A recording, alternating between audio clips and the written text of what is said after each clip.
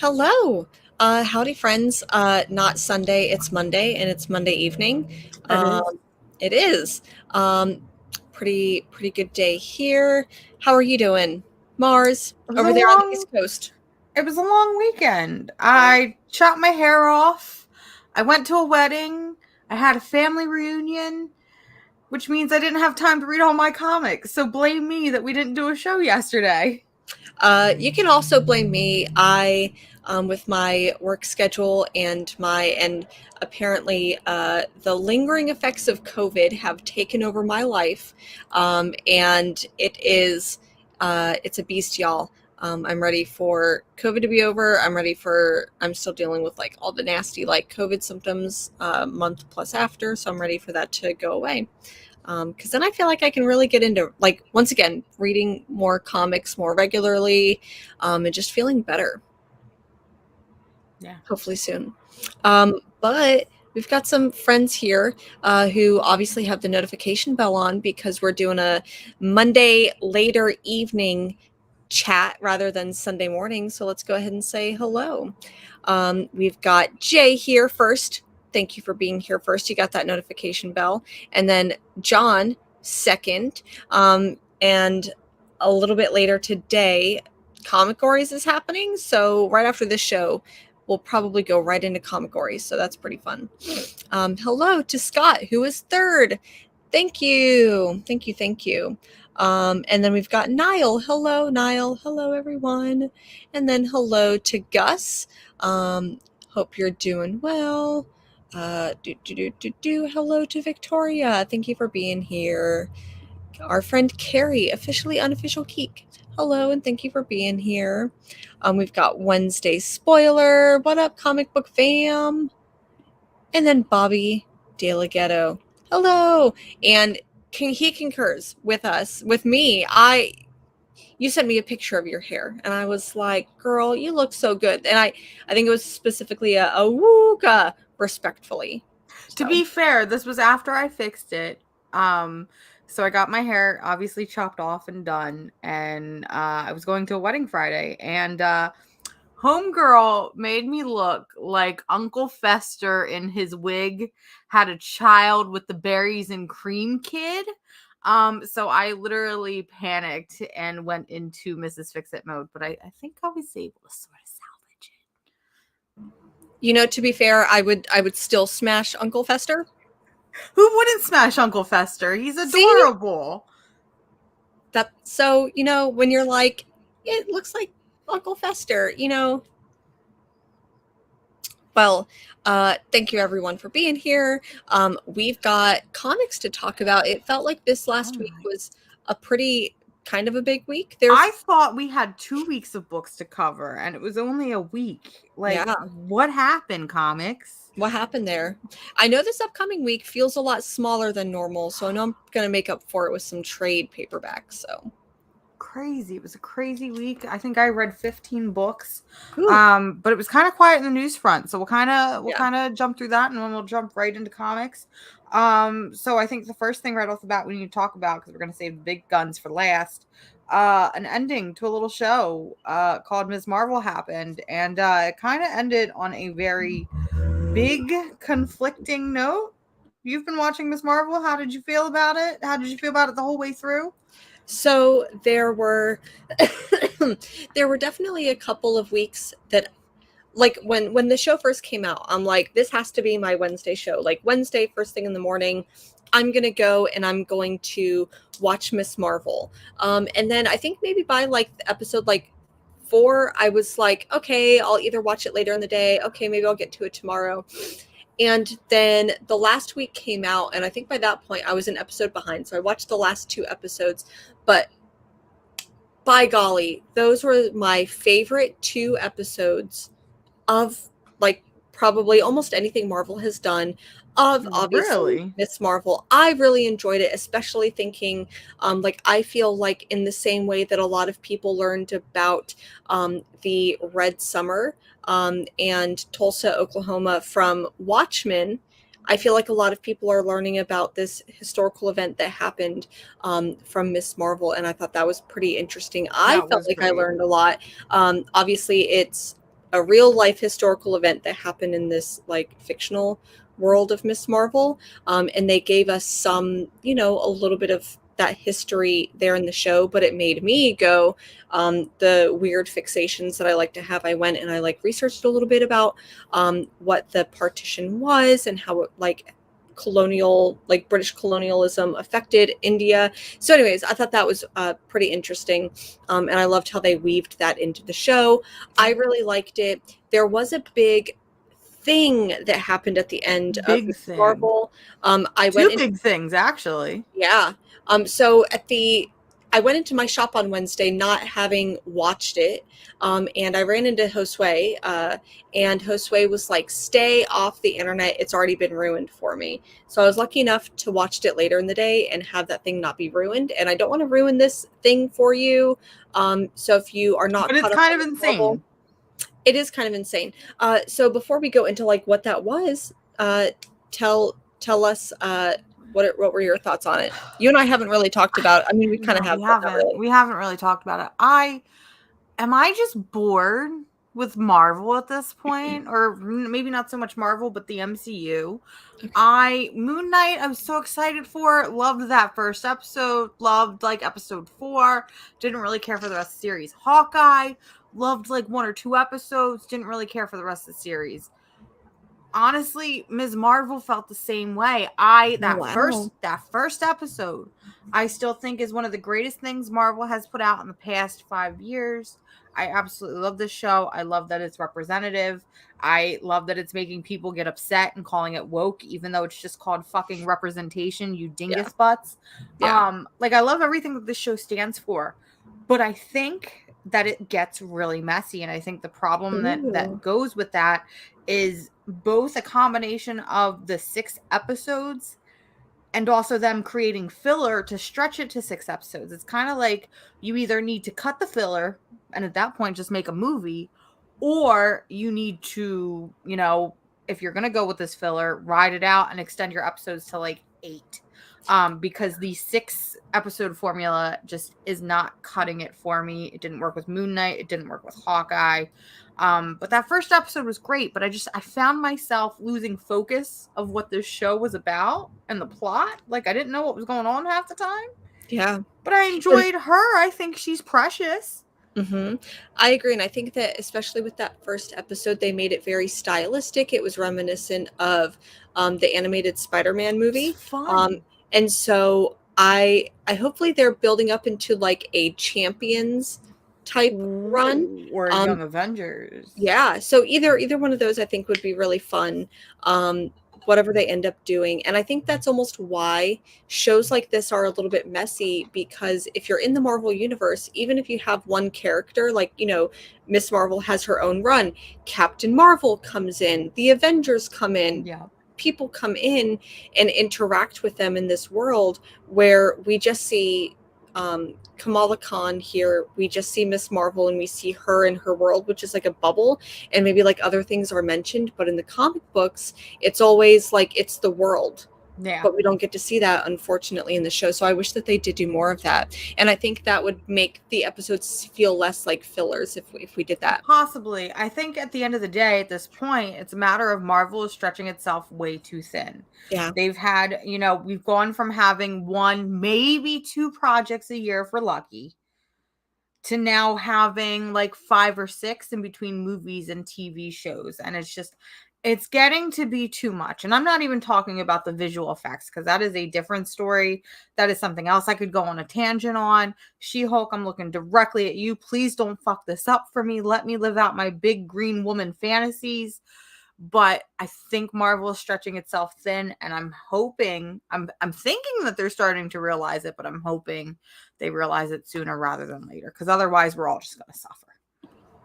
Agreed. I think that I don't know what's different.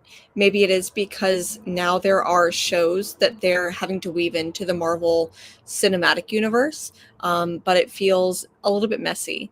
Now, the big thing, the big reveal that kind of happens in Miss Marvel end credit things. I'm just going to go ahead and say it. So if you haven't watched it, close your ears. But at the end, it sounds like we're being teased that Miss Marvel is a mutant and not an Inhuman. I don't like that. I What I don't like, and I think this is even funnier, is all the grown ass men going on TikTok and being like, "Oh, well, they only made her.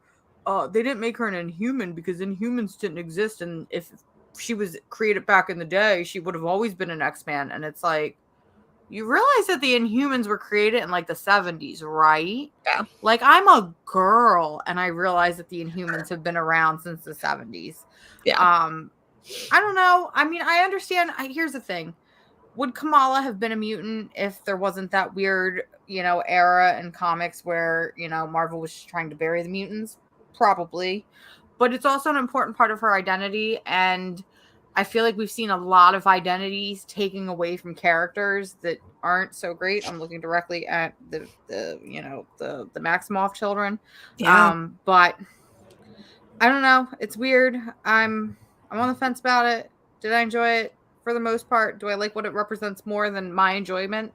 Absolutely, because there's so many kids now that are just so excited to be a part of, to be Kamala. And like, I have friends who are Muslim and we're so excited for this show and to see them represented. It makes me really happy because it's all that matters. Is representation matters. But I do want to address this comment from Carrie that says, "Do you think that Marvel is pumping stuff out because DC is picking up steam?" Absolutely not. I don't think Marvel cares less what DC or anybody else is doing. At the end of the day, this is about money. This is about how much merchandise that they can sell. Because have you ever met an MCU fan? Like, they're crazy. They will buy everything, every Funko Pop, every Loungefly, every little action figure. It's me. This is about the money. Yeah, I agree. And I don't collect as many like Funko Pops and statues as I did, say, like 3 years ago. But I think that I have all the important, especially Marvel, I think does a really good job with them. But when it comes to Miss Marvel and her being a mutant, I feel like it's going to be like a red herring, because we thought that we were going to get Wanda Maximoff. We thought that we were going to get Quicksilver in WandaVision. And instead of getting Pietro, we got Ralph Boner. And so whenever she's talking to what's his name, and it's like, "Oh, you've got a mutation." One, they didn't say mutant, anything like that, so I don't necessarily. No, but they played the fanfare. We all know what that means. But and they've done it twice in a year now, and SDCC is right around the corner. So if we don't get some sort of X-Men announcement with all this hype that they've been leading up to with the X-Men, Xavier back in the yellow wheelchair, the X-Men theme song playing everywhere you go. And that's another point too, in spoiler alert here, in Multiverse of Madness, we did have the Illuminati show up. We did have Xavier show up in his wheelchair, and which I flipped out in the theater hearing. But then, spoiler alert here, every one of them fucking dies. So it's like they could do those powerful moments, but it ultimately means nothing if you just kill them off. Yeah. So even though I'm excited, I feel like this is just another Mephisto from WandaVision, where it's like, is it Mephisto? Is Mephisto going to show up? At this point, my hopes are up. So probably. Yeah. It's really quick. Speaking of San Diego Comic-Con, which is next week, I really want to shout out my local shop, as I do all the time. Books with Pictures got nominated for is it Spirit of the Eisners? Mm-hmm. For like Shop of the Year. They're one of 5 finalists. They are truly an incredible shop, and if everyone, unless your shop is one of the shops that got nominated, I still think that you should send some good vibes for Books with Pictures, because they are finalists, and hopefully we find out next week that they won. So I just want to shout them out really quick. But we've got some other news. We've got some stinky news. Ooh, so last week we talked a little bit about a publisher called Oni Press and how it's kind of coming out of the woodworks that Oni Press is not paying royalties.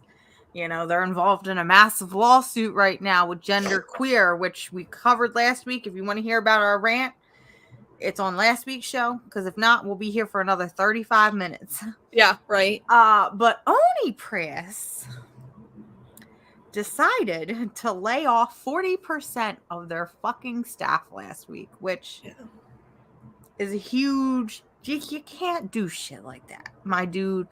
Especially when you're literally front and center right now as a publisher, and then you have people being like, oh shit, well, what's gonna happen now? They gotta start paying the royalties, and then boom, a week later, you're laying off 40% of your staff. But you know, that's not even the worst part. I mean, laying off 40% of your staff, that's bad.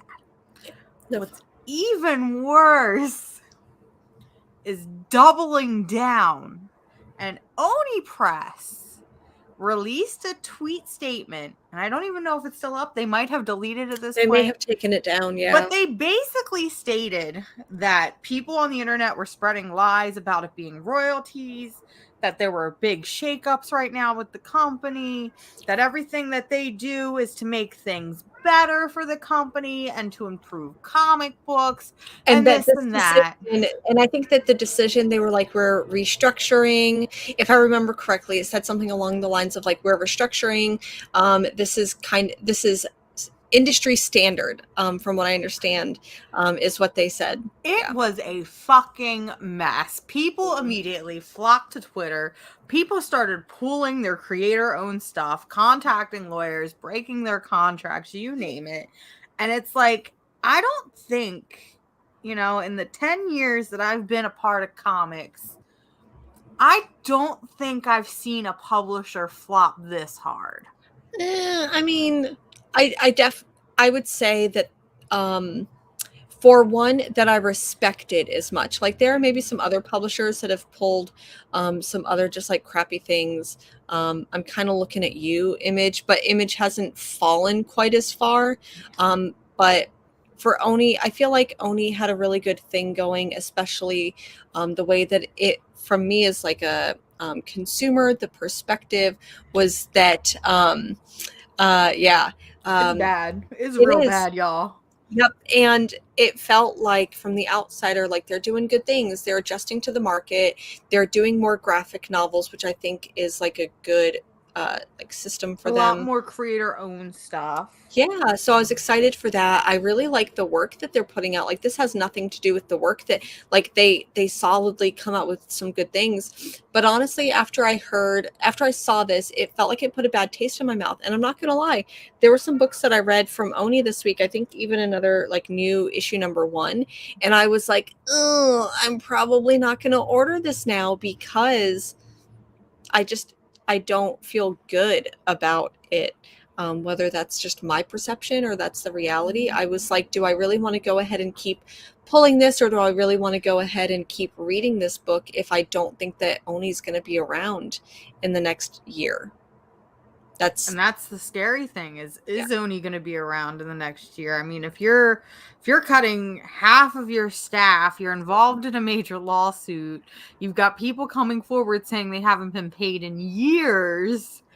And this is a company, it's not like it's, you know, not that they've done anything wrong, but it's not like it's a newer company like Volt or Mad Cape. Okay, I lied. Volt was also shamed for not paying its creators, but they rightfully fixed that and are working on that. But it's not like one of these newer publishers like AWA. This is a publisher that's been around since the 25 years now. Yeah. They celebrated their 25th anniversary.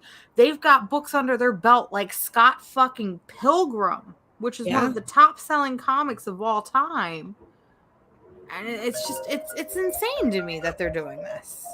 So, I have a lot of, good thoughts and hopes for all of those that, have lost their job, and hope that they land on their feet soon, which we know they will, because the comic industry is very good about picking people up. Yeah. After they've been. Oni, it's not like you sign a, where you have to stay at Oni. What am I trying to think of? Like an exclusive contract or anything like deal. That? Yeah, or at least from what I understand, you don't. So hopefully those people are able to go somewhere else. Fingers crossed. Yeah. But other than that, it was a very quiet week for comics. And rightfully so, because I mean, how do you follow up with that Oni stuff? I feel like you can't. I feel like it's impossible. Yeah. But I'm ready to get into some books. So, per usual, chat. Tell us, do you want us to start with Marvel? Do you want us to start with indie? Usually, I don't. I hope this doesn't reflect negatively on DC, but I've once again only got like 2 books for DC this week. Yeah, gotcha. So, what do you What want if us to? what if I told you guys? Hashtag hear me out. What if I told you I read 4X titles this week? I didn't even read. I don't think that I did. I feel like that's unheard of for me that I've read 4 X-Men books, y'all. That, I mean, one of them is obviously going to be Hellfire Gala. You said that you read Immortal X-Men. What was the other one? I read New Immortal Mutants? X-Men. I read New Mutants, and I read Marauders. Oh, I didn't read Marauders, that's why. But I did for New Mutants. I'm going to show these off. But I did get the variant cover here of my girl Magic because I love her so much. Carrie says, are you okay, Mars? Blink if you need help. Yeah. No, it's fine. Bobby's coming in saying indies. There's a lot for indies. Okay. Let's Are go you ahead. sure about that, Bobby? It was a lot for indies. It was indie heavy this week, which I liked. There were some definite like winners, and there were definitely some that was challenged my I don't know. Challenged me. All right. So what is an indie book that challenged you? Okay. So I was really excited for this one. This book came out last year, and it was just 3 issues, the first 3-issue arc. It was beloved by so many people. I really enjoyed it. It was probably one of my favorite books. However, they came out with a one-shot for this series, and from the first page, I think that it started off on a wrong foot. And that book was Barbaric. Mm-hmm. Didn't like it. There's like a comment made in here, and like you've got some women chained up on a wall, and is it Owen that says it or is it someone else? But they're basically like, they're only after virgin women. Like, I don't know. I don't like slut shaming in my comics whatsoever. And this book just felt like it didn't have the original heart that the first 3 issues had. Barbaric is such a weird series, not because you know, we talked about this book last year. We both really liked this book. We thought it was extremely original for like a fantasy book. It almost gave like Rat Queen vibes in terms of like its crude humor sometimes, which I really loved. But then it was like, we're only doing 3 issues, and then we're charging $20 for the trade, and they're only doing a hardcover, and we're only doing a hardcover. And then a year later, we're going to put out another 3 issues. But before we put out the 3 issues, we're going to do this one shot. And for that one shot, there's going to be a second one shot in a couple of weeks. Oh, and there's a second one shot. So so there's a second one shot. But going back to that original one shot, there's like 12 covers for that one shot, even though we're just Volt Comics. We're a small indie publisher. And yeah, a lot of people, you know, really liked Barbaric last year, but maybe we're biting off more than we can chew. And there's just a lot about this series and everything that I just covered that is really fucking weird. Now, granted, none of them are as weird as a book taking a 3-year hiatus and then deciding it's going to take another 6 or 7 month hiatus after it only ran for 6 issues. But you know, we talked about that last week. But I agree. I don't think this book was as captivating as maybe the first go around. Maybe it's because it's like, I've already read this book before, but less good. That being said, the axe is still my favorite part of this book. And listen, hashtag hear me out. Volt, we're friends. All right, we're friends. Let me edit or just create a book that is literally from the perspective of the axe. You want another one shot? Give me a one shot about the axe. We did it with Layla Starr and the perspective of the cigarette. I want the perspective of this bloodthirsty axe, because let me tell you, my favorite part about this whole book is, so there's a new leading lady introduced. And that was like the weird thing about this book, is I couldn't figure out where it was placed in the Barbaric timeline. and it turns out it's just like a story that happened before the one from last year, which was really weird. That was really, really confusing. The timeline was really confusing and wasn't clear until about halfway through. But there's a moment when Owen meets our new leading lady and they decide to fuck, which I'm like, listen, I'm here for boinking in my comics. Like, please boink more in my comics, not less. As long as it's tasteful boinking, of course. But there's a point where, they're ripping each other's clothes off, as you do in a fantasy novel. And the poor little axe is like, hey, can you like flip me over or something? And like somebody's shirt gets tossed off and lands on him. And he's, oh, thank God, this is so much better. And then it gets knocked off and he's like, oh, God damn it. I'm like, Yeah. I really like the humor in Barbaric is great. I like the humor a lot, but I think it's the humor from this stupid fucking, what's the word I'm looking for, where like a non-animate object has anthropomorphized axe. I really fucking like when like shit like this happens. So like, yeah, okay. Now Carrie's saying, do we really need to be tasteful? When I say tasteful, I mean like, you're gonna make me say it. Consensual. Let's say that. Consensual. I like it when it's tasteful and consensual. So basically, anytime a sex scene is not written by Frank Miller or Brian Azzarello.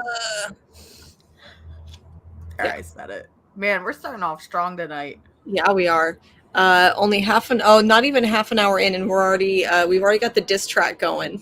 I'm already choosing violence, but yeah. I agree. I think that like it doesn't necessarily need to be like tasteful, but I don't know, like this wasn't necessarily not tasteful, but you're right. I think the best moments in this book come from the axe, and that's what I need 100% more of. 100%. Need more. So what other books did we read? I've got a couple from Behemoth, actually. I've got a couple. I've got some weird ones. You're still trying with Behemoth, and it makes me sad every time. And the reason why is because you got a book called Space Lady. Okay, now I did see that, and I was like, Okay, and I'm just going to go ahead and start off and say, like, this book is not great. Like, I don't think that this book pretends to be anything that it's not. However, it's just like, it's stupid fart-based humor. Like, that genre. And I don't even know if I can show this with it. I mean, I guess I probably could. So, like, Space Lady, she's, of course, my favorite genre of lady, where it's like I just like that art style. It's trashy, and like I said, it doesn't pretend to be anything that it's not. But she's flying in a ship. Is that she's in a butt plug? Yeah. So anyways, like I said, it's just that type of humor. I couldn't even really tell you like what goes on. Like people are obviously after her, and she has to like escape. And so basically what you're telling me is that this book had the potential to be Tank Girl in space, and that's failed. 100%. I think that's what it was, and I don't think it necessarily failed on that point.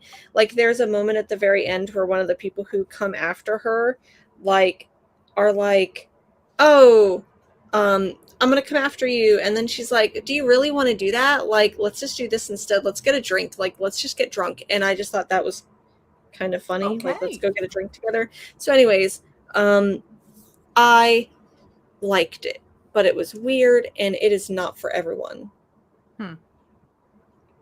I do like that cover though. That art is so cool. Butt plug spaceship. Drunken hot mess of a captain. Do they boink? Is there any boinking? Not that I remember. What is the point? Yeah. If there's no boinking, what's the point? Maybe that's issue 2. But anyways, that was Space Lady. Any other indie books that you got that you didn't like? There was I agree. I have a partner tonight. There was a lot of weird books. There was one book I liked, but there was one book that I like wanted to like, but it pissed me off. Did you read Impact Winter? I could have sworn that I pre-ordered that. It did not make it into my pile this week. Impact Winter was a one-shot from Image Comics this week. And I was like, this is weird. Fucking one-shot from Image. We don't see those very often. And I open it up. Yes, I know. I'm trying to tell them. Thank you. I think I'm just gonna leave and he can take over. I think we share similar ideas. Yeah.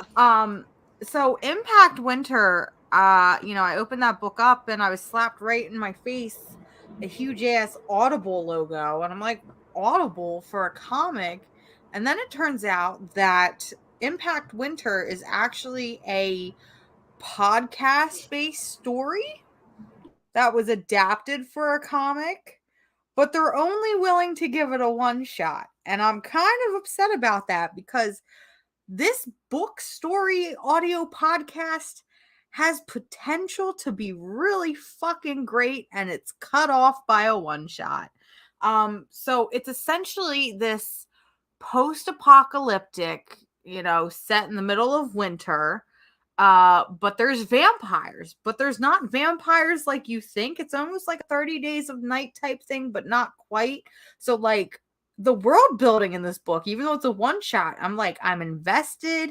You've got these like holes that open up in the ground and like they sink people in and then they spit them back out as vampires after a time. I'm like, this is actually kind of neat. Like the vampires themselves are like really grotesque.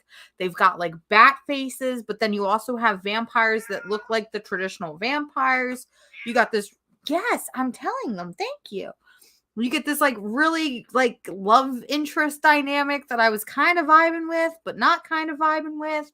And there's a girl with a sword. So like a girl with a sword fighting vampires. I'm like, this is great.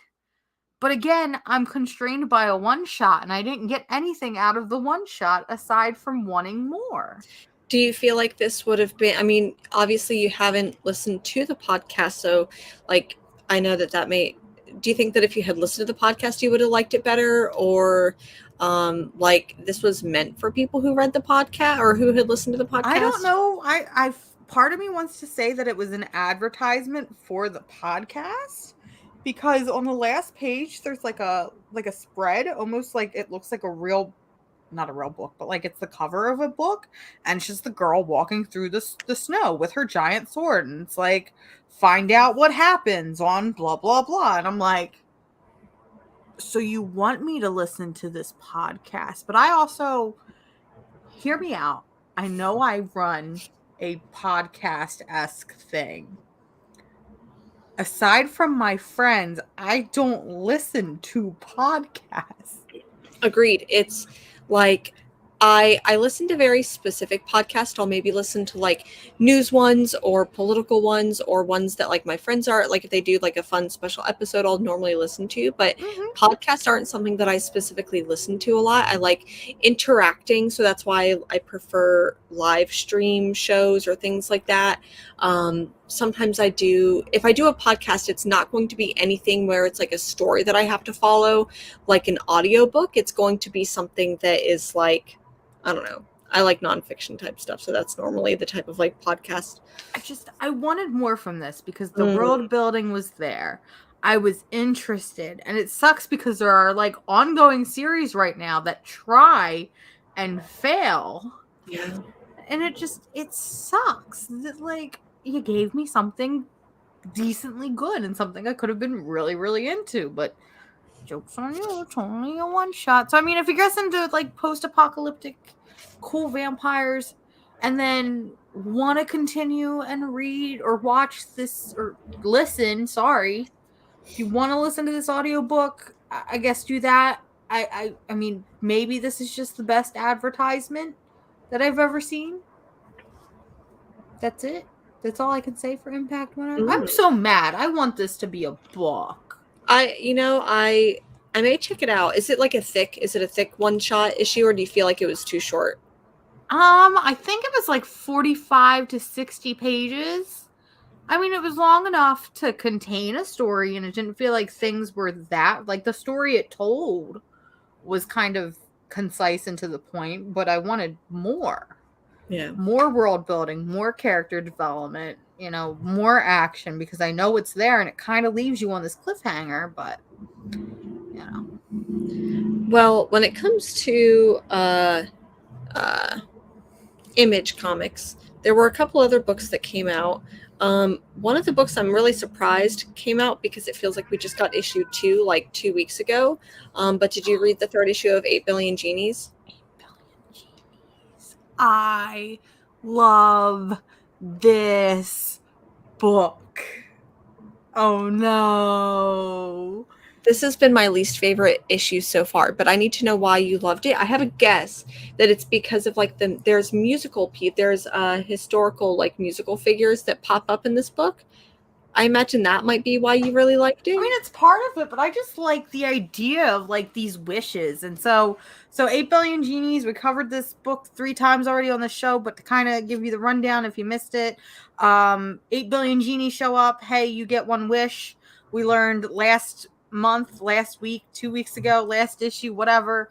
We learned in issue 2 that, the genies kind of have a fucked up sense of humor. Well, they'll let people make wishes, but if you wish for something too similar or the complete opposite, or a wish cancels out, like if it's too much work for them, it just fizzles. And I think that's funny. Like, I just like the concept of you get one wish, don't fuck it up, and then not only do you get one wish, but everybody else gets a wish, and so you have to live now in this fucked up fantasy land that 6-year-olds have created because they decided to turn their middle school into fucking chocolate. And it's just silly, dumb fun, while at the same time like masquerading that there's like a really deep moral meaning. Like the beginning of issue 3 is like this guy talking where he's like, I want to do good, I want to save the world, I want to like end climate change, and I can't just wish for climate change to go away because it'll get canceled out. So I'm gonna wish that we reset our ozone layer to like 10 years ago. Pre-industrial, not 10 years, but pre-industrial, so we have time to come up with a solution. I'm like, this book gets really fucking smart when it wants to be, and then other times it's just dumb fun where like Jim Morrison comes back and Ernest Hemingway is back and being a drunk asshole, and I'm like, I really like this book. So I'm going to pose a question to you and the chat. If you could bring back one famous person with a wish, that's the wish, is you have to bring back a famous person. It can't be a relative, can't be your friend. One famous person. Who would it be?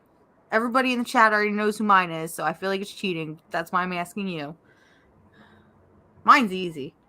Who's yours? I don't even got to think about mine. I'd bring back Carrie Fisher on a heartbeat. Oh, okay. That woman held the universe together. I don't know. That's a really tough question for me because there's a part of me that would be like, I would want to bring back like a very like revolutionary figure or something like that. But then there's also like a very horny person in me who wants to bring back Peter Steele.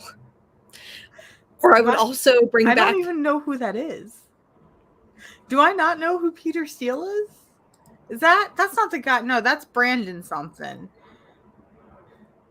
I was like, is that the guy that played the Crow? That's like Brandon. No, that's Brandon. Yeah, hold on. See, I know some stuff. I may not have seen the Crow, but I'm looking it up right now. Peter Steele.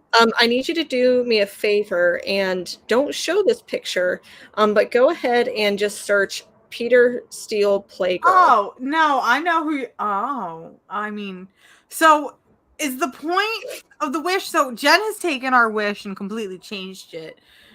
Because, so it's revealed in 8 Billion Genies that the only reason why Jim Morrison was brought back was for a sex thing.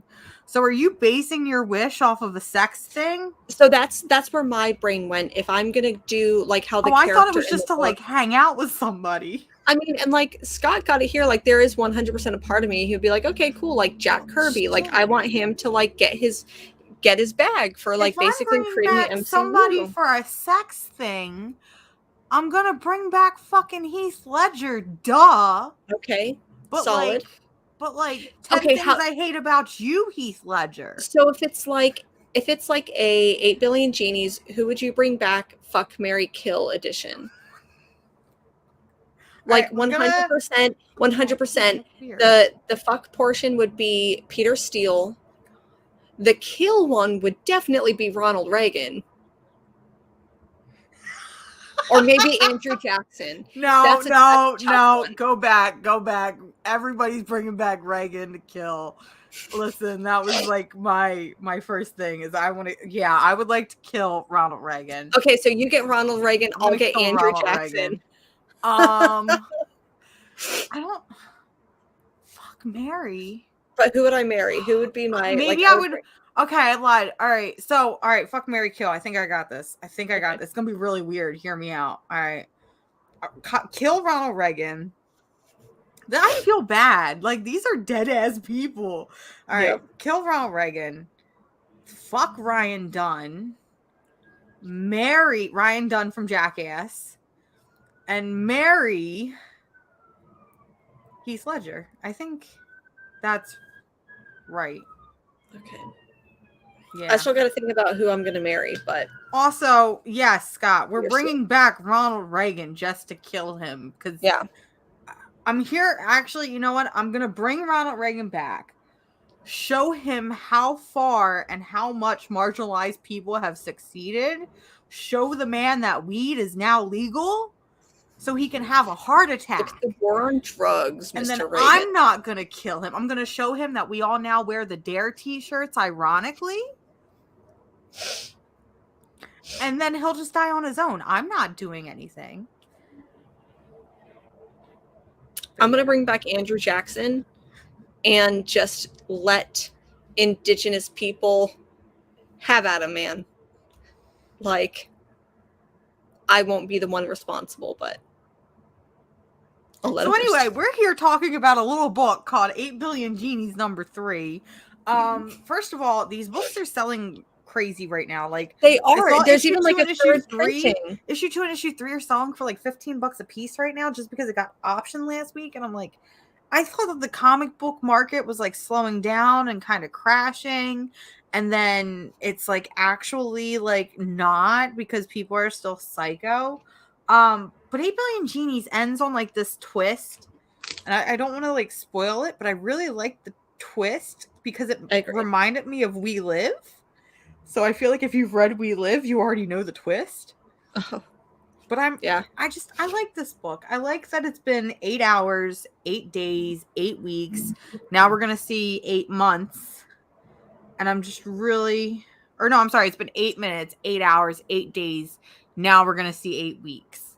So I'm really excited. The more and more I think about that, I get really excited because this is an 8-issue series. So we get 8 minutes, 8 hours, 8 days, 8 weeks, 8 months, 8 years, 8 decades, 8 centuries. So I'm really excited. Like when I think about like wacky ass like stuff, like how many in like 8 centuries, what is going to be at least I would, maybe I skipped one, but so I'm really excited to think like, yeah, what happens in a world that's like that. Like I think at the end of the series, is it literally just going to be like the bar in this?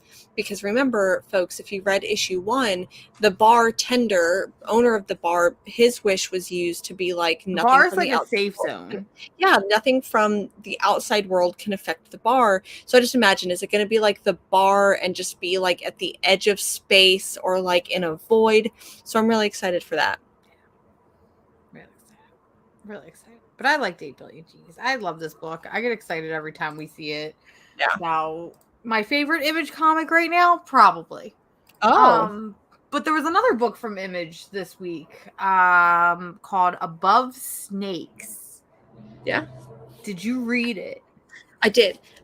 So this book is done by Sean Lewis and Hayden Sherman, who is the creative team behind Thumbs, which is a completely, like, if I had to think about like genre, plot, everything is a completely different book than this. That's like a cyberpunk dystopian. This is like a Western slinger thing. It reminded me of Pretty Deadly because I feel like there's a lot, maybe like a cross between like Pretty Deadly and Coffin Bound, where it's like a little bit weird. There's maybe its own like mythology in this our brain went to two totally different places. Oh wow. I'm not gonna lie.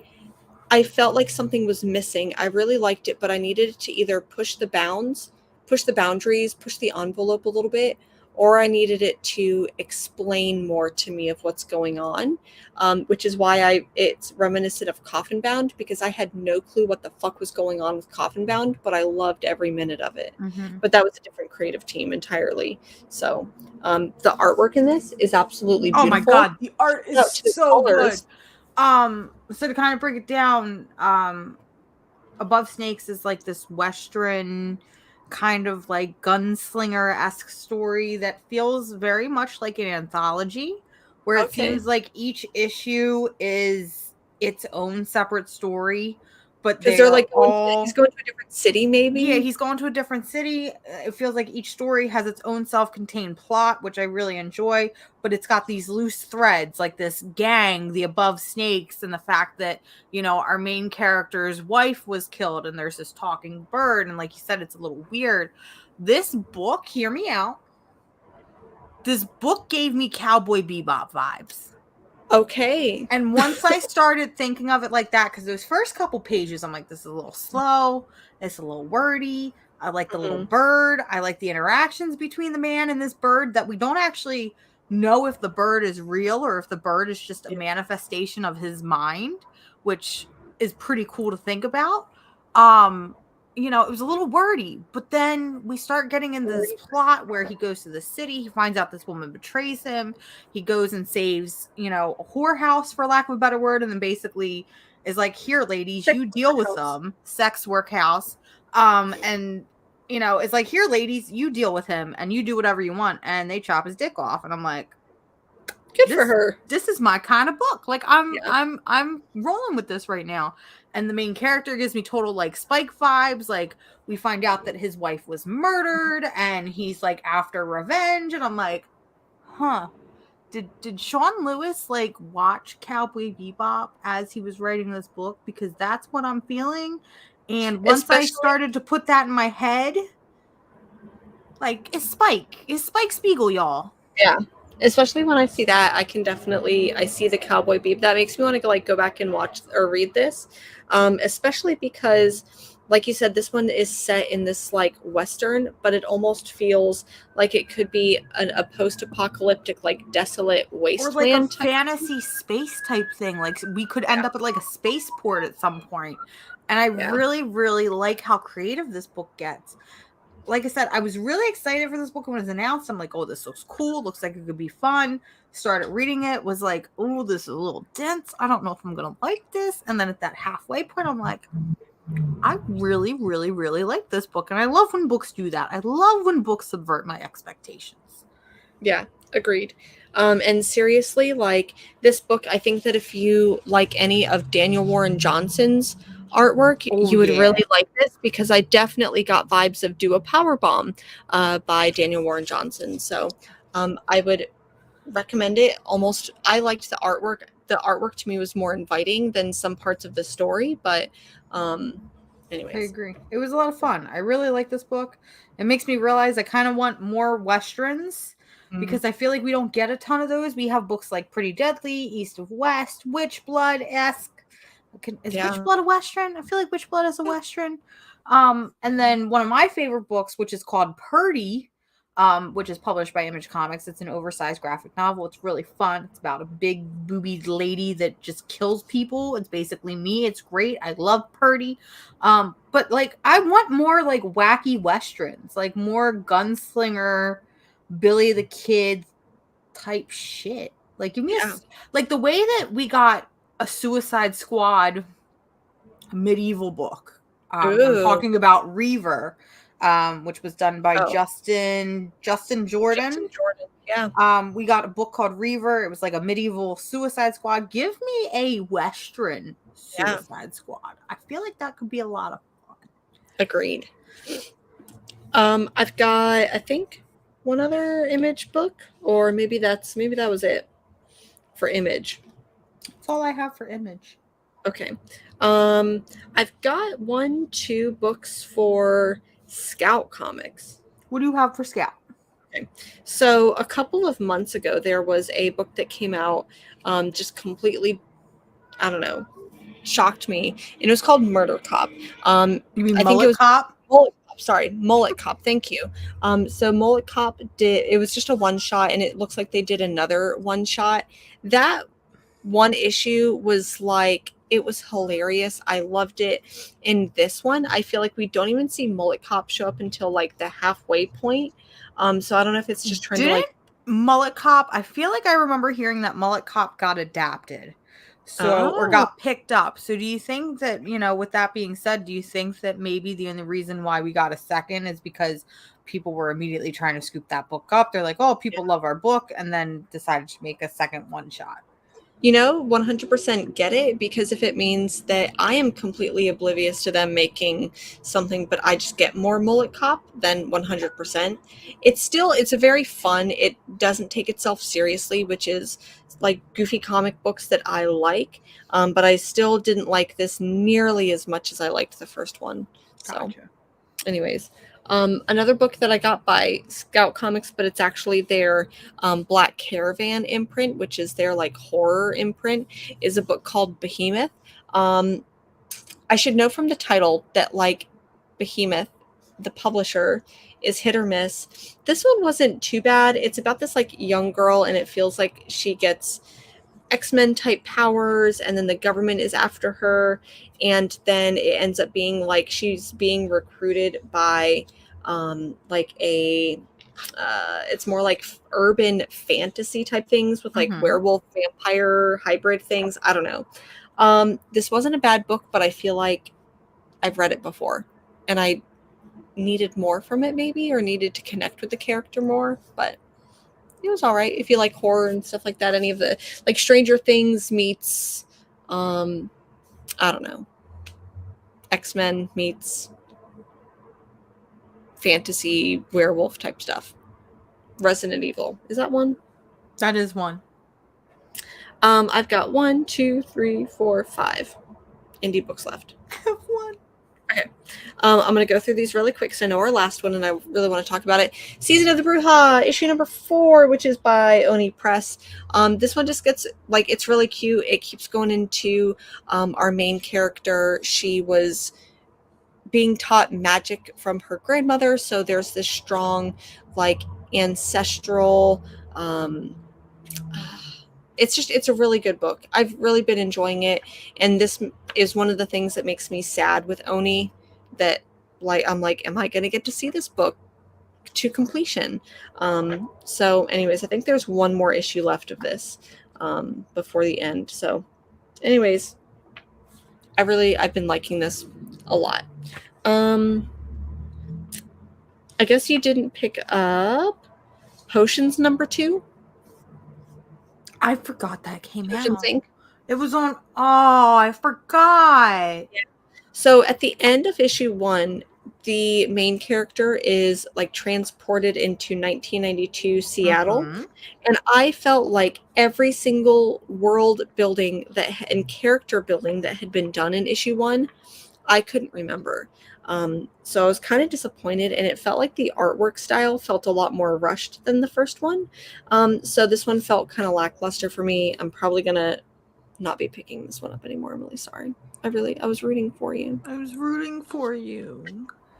Another one that I read it's weird and wacky is Justice Warriors, done by Matt Bors, Ben Clarkson, Felipe Serrario. Music becomes out a prince, like a prince. This is like a weird universe where there's like a poop emoji for a cop. It's like Judge Dredd meets, I don't know what it would mean. But this like prince wants to put out a record, so then he makes music illegal, and it's just like dealing with the ramifications of that. You can obviously tell it's a satire of like modern police industry and culture wars. I was gonna say Footloose. Footloose, where they outlaw dancing. Yeah, for sure. It's really, really weird. It's just one of those like really weird books. I think I need to trim down on my list a little bit, so this is probably also going on the chopping block. So I'm sorry about that, even though it's really fun. Quest Aside number 3. came out. I forgot about that one. Wow, it was such a big week that I was missing books. I won't spoil anything. I don't necessarily think anything got spoiled, but we do get to see a little bit of backstory. And this is just moving right along. It's based in a tavern. Basically like where all D&D adventures start. Where it's like the tavern and someone rushes in and they're like, help me, you've got to help me. But then it's actually centered around the owner of the bar and the people that he employs. And he's got this like skeleton working for him, this undead.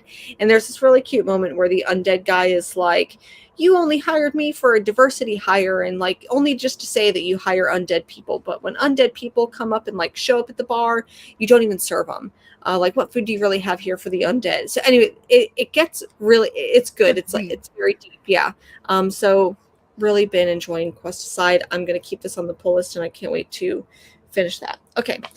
Last book, Indie. For Indie, we've still got Marvel and DC left. I know you did read this one. So Flavor Girls. What a weird little title. Like, just imagine you're just walking through a comic shop and on the shelf you see a book called Flavor Girls. I love that Boom keeps doing stuff like this. Last year we had Save Yourself, which was a magical girl book. This year we get Flavor Girls, which is another magical girl book. And listen, I may be saying that like it's a bad thing, but listen, you can never have too many magical girl books, especially when this particular magical girl book is like if Neon Genesis Evangelion met Sailor Moon. I'm not even kidding. For real, like this is Sailor Moon without being it's Sailor Moon. Weird, and like it gets dark without being like it gets dark without being like, hey, I can't give this to like a preteen. You know, it's still all ages friendly, but it gets really dark, and that's where the Evangelion stuff starts to come in. But I really like this. I think it's a little silly that all of the characters are like fruits. Like our new main character is a pineapple magical girl. That's kind of like, it throws me off a little bit. Is she a swinger? Is she code for swinger? I'm glad it went there. I just don't think that the writer or when they were developing this understand that like a pineapple is code for that. But this certainly is. So there's like this big event where this like big mech or this big Godzilla, maybe not even that, but like I guess you're right, like the Evangelion spaceship thing comes down and the world is changed by it. And there are these, they call them the Flavor Girls, and they each have like there's a pomegranate and the new character is a pineapple. And basically it's like if Sailor Moon was reluctant to take up the Sailor Moon mantle. Like to be main fair, she kind of was. Yeah. I thought this was cute. I will say that this book is massive. It's like an oversized book. It is. You can't see it here, but it's thick. At $7.99, and that I'm kind of like, I feel like a $7.99. So hear me out. I feel like Boom Studios, smaller publisher, publishing a magical girl book. Okay, cool, great, love this, love that. But at $7.99 in single issue form, I'm like, you're shooting yourself in the foot multiple times. And actually, at this point, it feels like you're shooting both feet, so you can't even walk anymore. I feel like if you're going to do a book like this, that is already such a niche market in terms of Western comics. In Western comics, it's a niche market. You're already shooting yourself in the foot there. Then you're saying that we're doing it single issue rather than just doing a original graphic novel, which probably would have been best for you. Yeah. And then you have the audacity to make your all ages title $7.99. Like a child has money to spend that on, because listen, but it's not children buying it. It's 100% me. It's you buying a million covers. And I only bought one cover. I really, really liked this book. I do want more of it. I'm still willing to pay the $7.99 cover price because I love it just so much. It's very cute. It's very charming. That's the word I'm looking for. It is a very charming book. And it was my favorite. I think it's cute. I don't know if it was my favorite. I think I have another book that might have been my favorite. Okay. But I did enjoy this one a lot. It was very fun. So more cute comics. Yeah, for sure. I could see this being like I don't know, a little bit of like a smaller book, I guess. And you said this was Boom? I think I it's mean, I Boom. guess so, but it says Archaea, so I don't know if it's Which, like okay, Archaea is an imprint of Boom. okay. Because yeah, I do see all the Boom, like other Boom books in here, like Wind.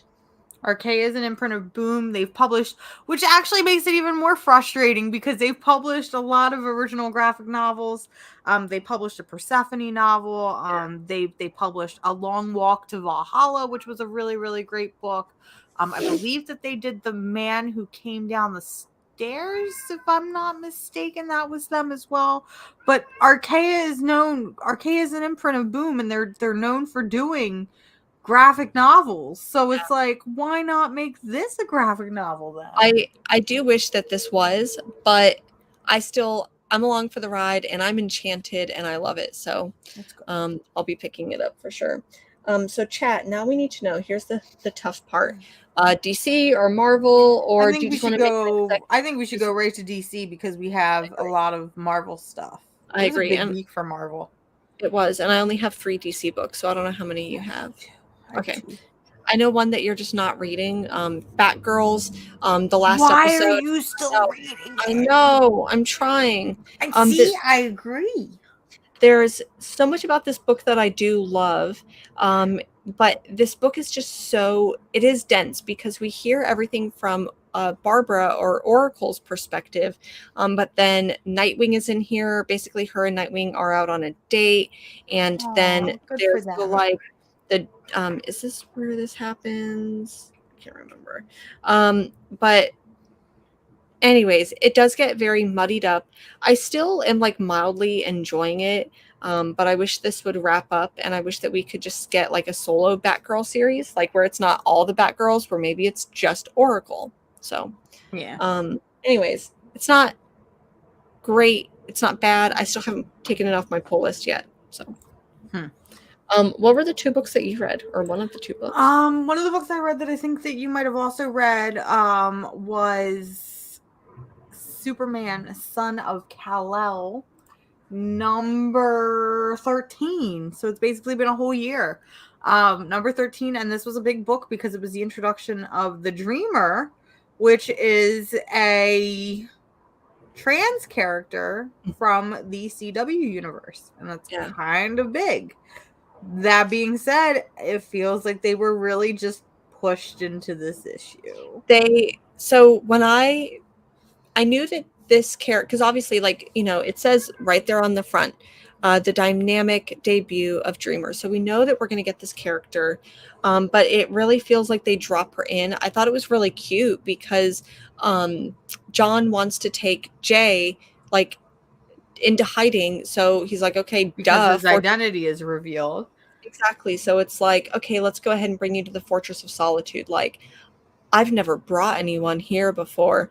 And so he's like, John is basically explaining, like, don't worry, no one can get in here. And then he opens up the door, and then Dreamer's just kind of sitting right there. So I thought that was kind of cute. But maybe it's because there's another book but that was supposed to be before this one that I don't think I read, that I'm like, wait, what happened? Why is this person here? So Dreamer, and they're like an alien race. She's from the future, from the 31st century, I think it is. So with the Legion of Superheroes. Yeah. And I think maybe that's the book that I was supposed to read and then didn't. So she basically can see the future that's going to happen based on like dreams. Is that what I got? Yep. So she sees the dreams of Superman. No, but I don't know who it is. Or maybe just like collective. So she sees like a dream of what's going to happen in Gotham in like a week or something. I liked this book. I like the dynamic, like the between the 3, Jay, John, and Dreamer. What did you think of this book? I thought she was shoehorned in, and I wanted more. The art was really, really, really bad. Like, how are you going to introduce a trans character and make your art ugly? I don't think the art was ugly at all. This is Dreamer, by the way, so for anyone who It feels like, okay, so maybe it wasn't ugly, because here's the thing. I feel like whatever artistic style they did, they tried to keep the likeness of the actress, which is Okay. all fine and dandy. But what happens when you try to keep the likeness of the actress, and it feels like whoever did the art is very good at creating, I guess, faces that actually exist, whereas you have characters like Jay and John who are fictional characters. So like They a haven't realistic. been portrayed by anybody. It's kind of like when Star Wars comics try to do Carrie Fisher and Harrison Ford in their comics, and it turns out to just be really creepy. I kind of got that in my Superman comic this week, and I Yeah. did not like it.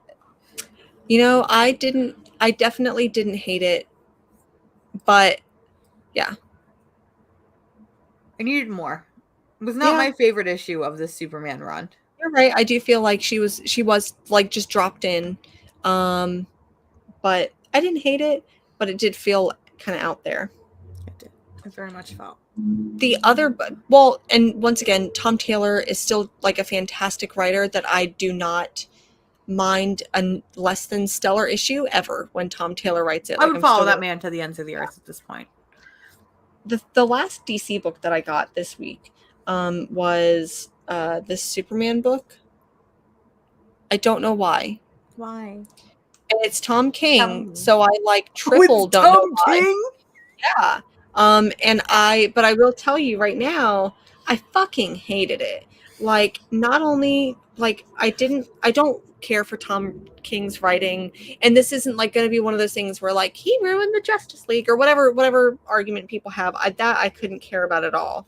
But I didn't like the artwork necessarily with this. It felt like it was trying to be an edgy late 90s, early 2000s type book, and I didn't love this at all.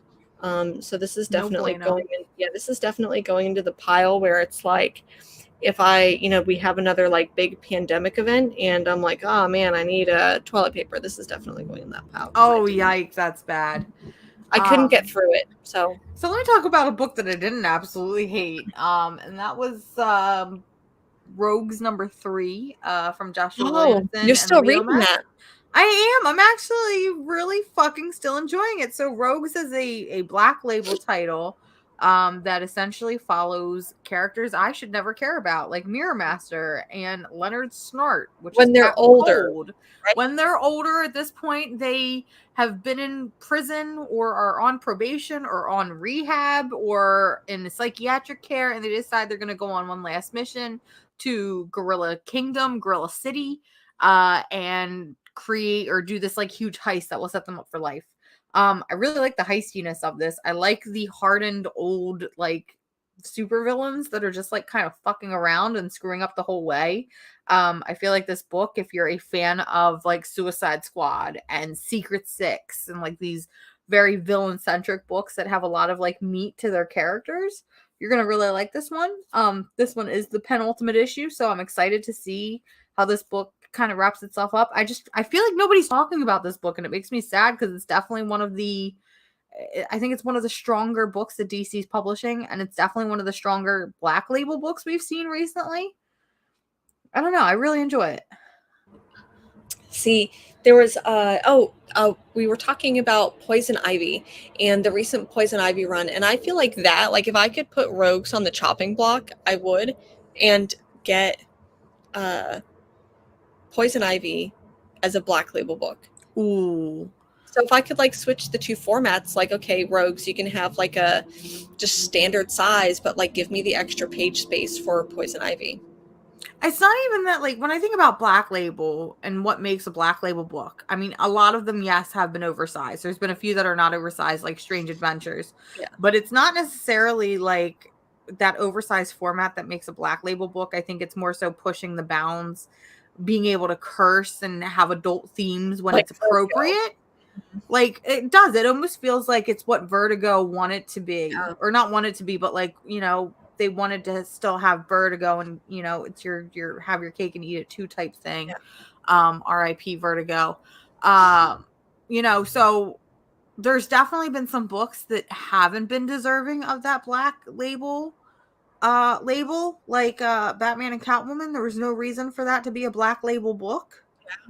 But then you have books like Nice House on the Lake, which is a Black Label book. You have books like Wonder Woman Historia, which is a Black Label book, because these are more comics that are adult focused and not necessarily in its content, but Like in it's its not adult themed. storytelling. Yeah. But in its storytelling, it's definitely not something you would hand to like a teenager and be like, here, enjoy this, because, you know, a teenager with their goldfish brain, I mean, granted, I have a goldfish brain, but I still enjoy some of the stuff. You know what I mean? Like, it's more mature. It's more Yeah. like Sandman. Sandman, at least from what I read, wasn't necessarily like, you know, boobies and drugs and Oh, cursing and that was violence. too far enough. Oh, Jesus. Okay, never mind. This is a But bad it's not analogy then. well, it's not, I would say it's not a book like Preacher that does it. Like it's not like that type of chip on its shoulder, edge lord, edgy just to be edgy type Yeah. of book. Sandman, I definitely think has a lot of story to tell, but it's going to have sexual themes. There's going to be minor drug use and things like that. So, But I like it. It's a good book. So if you like villain central books, if you like Secret Six, if you like Suicide Squad, I would definitely look at Rogues. yeah. You know, part of me is like on the fence where I'm like, oh, I wish this was just a Suicide Squad book, but I think it works as a Rogues book, oddly enough. Do you think that Marvel could ever do that, like the publishing strategy, where instead of doing single issues, they just go ahead and publish a graphic novel? Like if they took a book like Rogues, or they took a book, I don't even know off the top of my head anything else, where they just went ahead and published it as a graphic novel as opposed to like doing it single issue by single issue.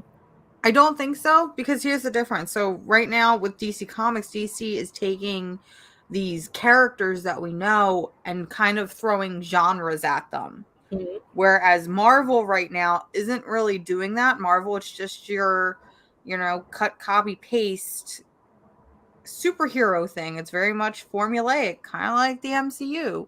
But then we have books like Wonder Woman Historia, which is like this epic high fantasy Greek mythos.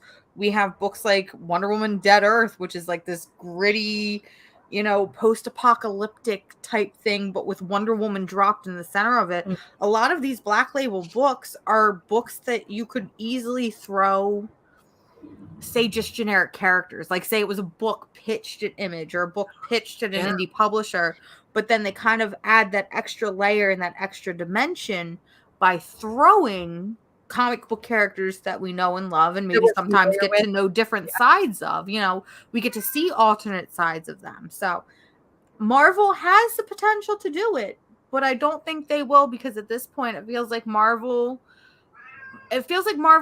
doesn't have to do anything new.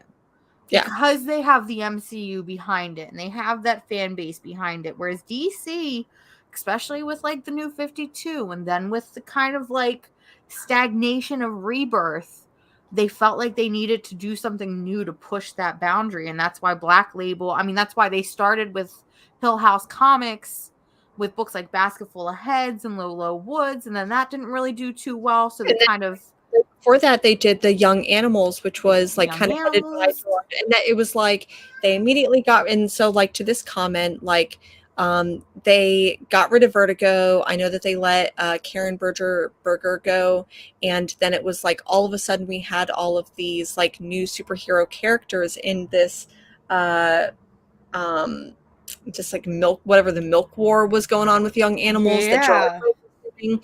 And then it was, that's no longer here. Okay, we're going to do Hill House, and I may be missing one, but then they did like Black Label, and I think Young Animals turned into Black Label. It definitely has. It feels like all of those imprints, except for maybe things like DC Ink and, you know, because those are standing really well in their graphic novels, and they And do even really DC great Ink in the is original graphic novels. yeah, You know, and you get such like wide varying themes. Like you get a Poison Ivy book that's actually an all ages queer novel, but also kind of like a gothic horror type book. Like yeah. it's insane to think about that we get these types of books.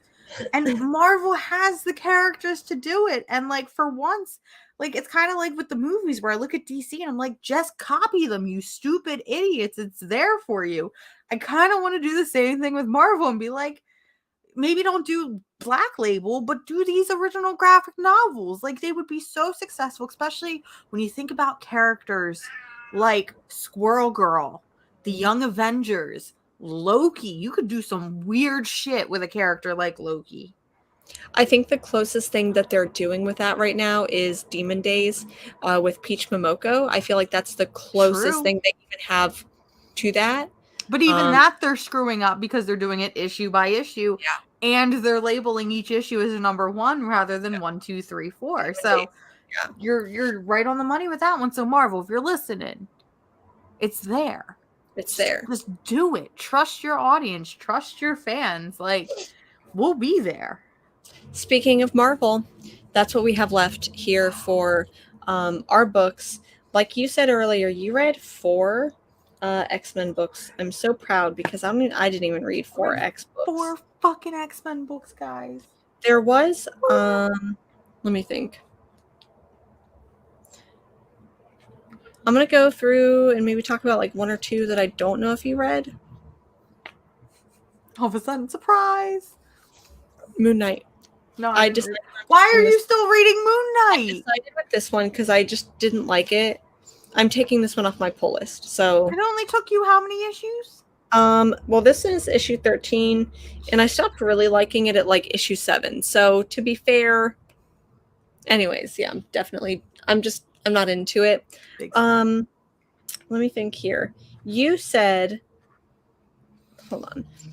I feel the same way about Savage Avengers. I really liked issue 1, but I feel like this book is just, there's a lot going on. There's a lot of action, which I like, but there's Savage Avengers literally exists right now to have an excuse to delete Conan from the Marvel universe. I'm fully convinced that it's the only reason this book exists right now.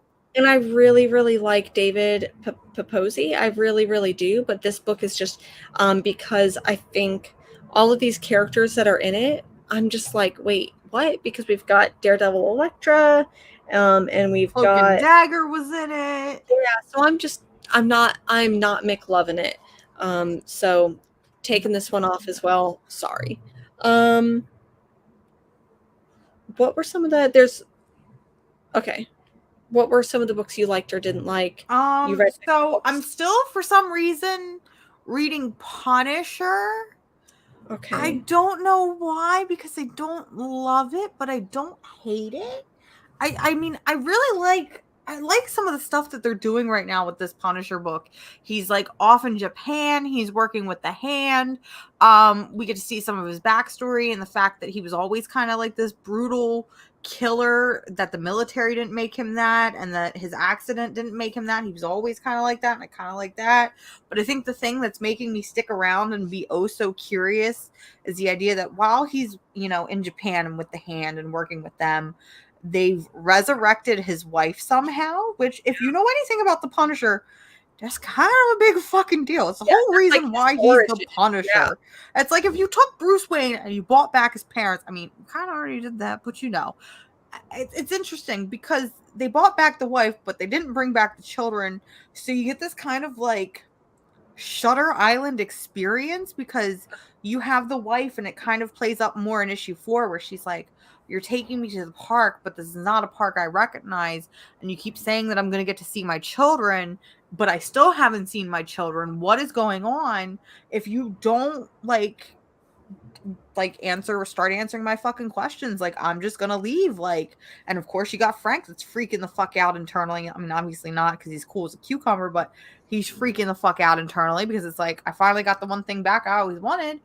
And now she's freaking the fuck out. So how do I fix this? And then at the end of the book, we find out that they both just decide to run away together because some shit that the Hand is doing. And I'm like, there's parts of this arc that I'm really interested in, but then it gets fucking overshadowed by the Hand. And then Ares shows up. And I'm going to be honest with y'all, I didn't know Marvel had an Ares. I thought that was a DC thing, but you learn new stuff every day. But I mean, the art's really good. And I don't hate it. And I'm definitely going to read next issue because I want to see what the hell's going on with this whole wife saga. And that would be the right? I don't know, because it would be issue 4, and I don't know if that's going to be, it's going to go to issue, or no, it's going to be issue 5. So I don't know if we're doing a 5-issue arc or a 6-issue arc. Maybe we're doing a 7-issue arc. I am personally here for the inevitable fucking meltdown freak out when Frank Castle loses his wife. I think that's going to be really fun. I'm just here to watch the world burn.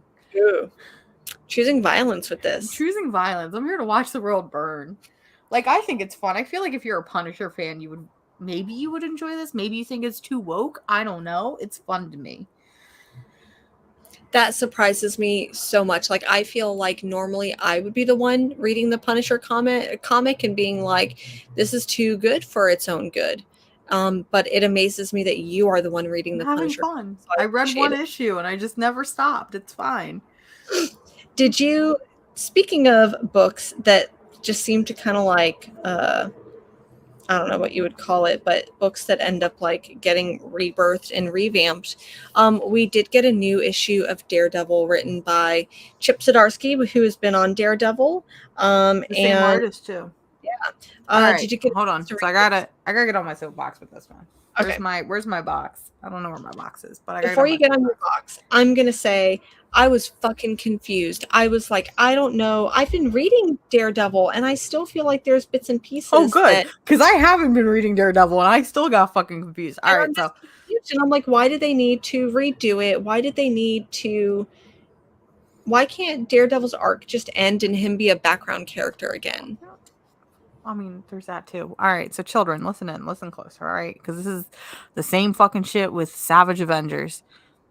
Stop fucking ending arcs and fucking relaunching it with a number 1 3 months later. And in this case, the same motherfucking creative team. Because you're not helping build your audience. Like, listen, I am here to hoe for Daredevil.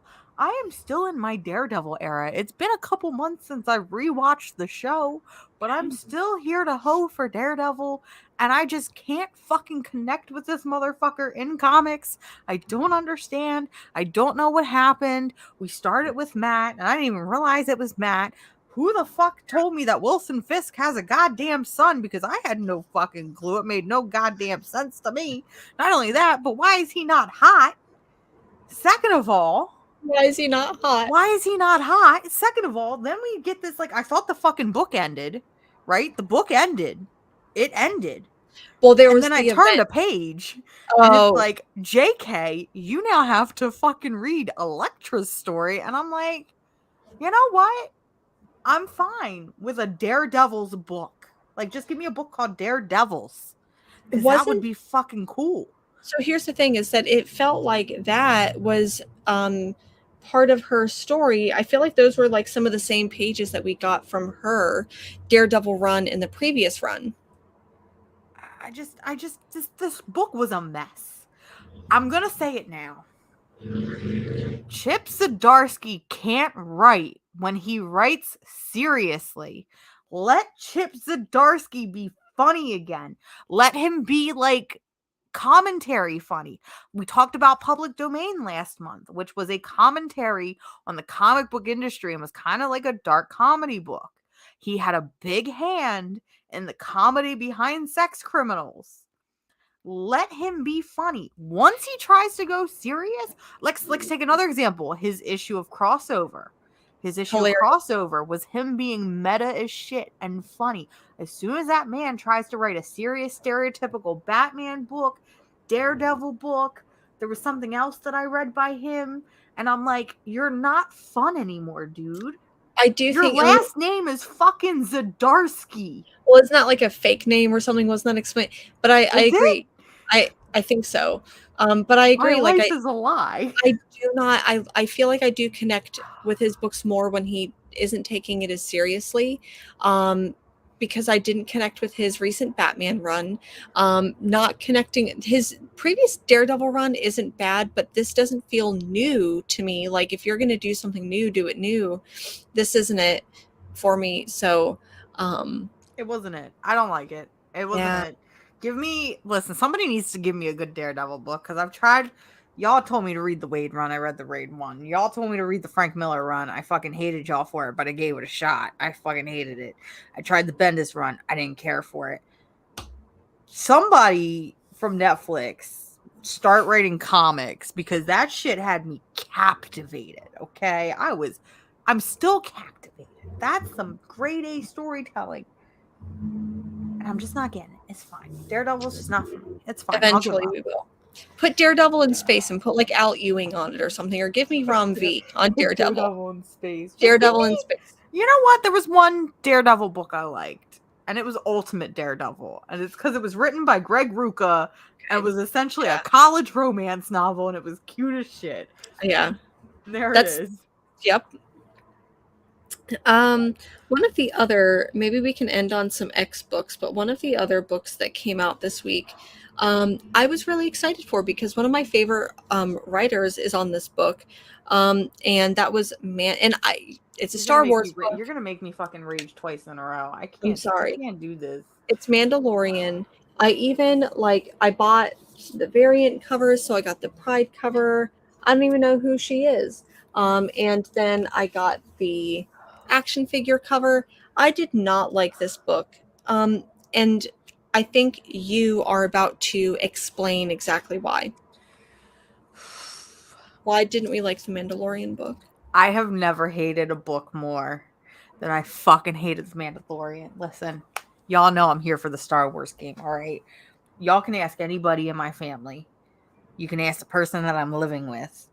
I hoe for this motherfucking bucket man more than anything on this planet. All right, Din Djarin, Pedro Pascal, please, you watch this show. D-fucking-M me, all right? I will bake you cookies. I will do whatever you want. Like, just fucking DM me. I'm here for the bucket man. I don't even need the fucking baby. The baby can... Listen, a lot of women right now are like, oh, I love him because I love the baby. And I'm like, yeah, the fucking baby's cute as shit, and the baby wins my heart, and I cry every time I see that little motherfucker. But the man, the dad bod, the voice, the bucket, it's the dad bod for me. It's everything. It's the helmets for me. Listen, I've realized, being a fan of Star Wars as many years as I have, I've realized I kind of have a kink for helmets. It doesn't make any fucking sense, but it does make sense. Anyway, was really excited for the Mandalorian. Thought I was going to get some new space adventures. We were getting Rodney motherfucking Barnes on it, and Rodney has already proved that he can write Star Wars because he did the Lando Calrissian series. Like, we're here to have some fucking fun. I opened this shit up, and I'm like, oh no. I got to page 2, and I'm like, oh, I was like, maybe we're just like recap a little bit, like try and get us like invested in the audience. And I got to page 4, 5, 6, 7, 8, 9, 10, and I'm like, I have seen this episode 40 fucking times. I can fucking quote this motherfucking episode. I hear the audio cues. I can hear when he walks into the bar, I can hear it go, wah, wah, wah, wah, wah, wah, wah, wah. Like, this is literally just a goddamn fucking adaptation of the show. And I'm fine with an adaptation of the show, because hear me out. They did an adaptation for fucking Rogue One, and I bought that because I'm a shill for Rogue One. They did it for The Force Awakens. They did it for The Last Jedi. But they did it when it fucking came out. We are going on season 2. Actually, we've had 2.5 seasons of The Mandalorian. We're going on season 3. And yet you're giving me an adaptation now. Not only that, but you made it seem like it was all new adventures. And guess what? We don't stop there, ladies and gentlemen, because I'm coming for the art in this book. Because how the fuck do you make Baby Yoda ugly? How do you make the eyes there? This fucking creature is literally manufactured to sell fucking toys to middle-aged women. Okay, do you know how many middle-aged mom cover their homes in Baby Yoda now? My mother is one of them. Yeah, there's like that meme that's like, when you get older, you get an animal. Like, what is your animal? For me, that animal would be like an octopus. And yes, Baby Yoda is now that animal for people. I'm fucking winded. This book, you wasted Rodney Barnes. I agree. On an adaptation. Like, listen, Mandalorian is like lightning in a bottle, okay? It's lightning in a bottle because it was the first Star Wars thing in 10 years that was original and was engaging and captivating. And not only was it like for Star Wars fans, it was for fucking everybody. Everybody was talking about the motherfucking Bucket Man. Yeah, they were talking about it because there was a cute ass baby, but they were talking about the Bucket Man. And I'm like, as much as I want more Bucket Man, are you gonna like fucking, bloat it out? Is it gonna be too much? Because we really haven't seen a lot of like original Mandalorian content. Like there's No. nothing. And when this was announced, I was nervous, but then I saw Rodney Barnes and I'm like, all right, if there's anyone to trust, it's Rodney. And I knew that this was going to be like an adaptation of the show. So I knew that it was going to be like in the show universe. No And clue. after watching Winning Time, which is a show about basketball, about the LA Lakers basketball, I know nothing about sports. I know nothing about basketball. I know nothing. And I loved that show. So I'm like, cool, Rodney Barnes is basically going to give us like, I don't know, something. And I do not want to blame this on Rodney Barnes because No, I it's think not he Rodney's is a fault. fantastic writer and just all around very cool dude. I'm gonna be honest. I'm convinced that Rodney Barnes this was ghost written. It wasn't actually Rodney. Because it 100% wrote itself because this is the show. This is just shot for shot the show. Somebody sat in front of their TV for however long it took, because this issue is only the first episode. It literally ends with him meeting the baby. Mm-hmm. And it's literally shot for shot. Now, granted, I'm actually surprised at how well paced this shit is. Like, I'm surprised that you're able to cram an hour episode into an issue without really missing anything. Like, that was shocking. But, like, hear me out, Marvel. I could have fucking done it for free. And I didn't need to rewatch The Mandalorian. I could just fucking tell you the dialogue. Yeah. Are you going to be picking up issue number 2? Hell no, I'm not going to pick up issue number 2. You don't want to read the second episode? What's that? What is the second episode? No, the second episode's kind of boring. I don't like the second episode. The third episode's pretty good. Third episode, we get into the John Wickness. And then fourth episode, we introduce America's dumbest fucking idiot, Gina Carano, who plays the gayest woman in Star Wars, but happens to be the most homophobic and then gave up her whole career. Yeah. So, like, I don't know. I feel like if they keep doing action figure variants, because I'm a sucker for the action figure variants, maybe I'll keep buying it. But listen, I literally read this book and I was like, Jen, you fucking hated this book. Help me. Yeah. Mandalorian. Yeah. Well, the last books that I have here are X-Men books, and I've got 3, and it sounds like you have 4. What else do you have? Do you have anything else? I read 4 X-Men books this week, guys. What were the 4? I read Marauders, New Mutants, Immortal X-Men, and the Hellfire Gala. So I think in order, it would be Marauders, Immortal, New Mutants, Hellfire Gala. Sure, we can go with that. What did you think of Marauders? Because I'm not reading that right now. Like, I'm not caught up. I read Marauders, but I didn't read Marauders because, as we've established, when I read Marauders, I'm literally just looking for the Cassandra Nova panels and her fucking crazy ass faces. But she's wearing a big ass stupid fucking helmet now, so I get no crazy ass Cassandra Nova. And they fucking killed her in the last page, so I will not be reading Marauders anymore. I mean, okay. I don't know if they killed her. They kind of just grabbed her head and went, but if she's a mutant, they can just go ahead and bring her back, right? I guess. We were going to talk about that because I got some questions on that.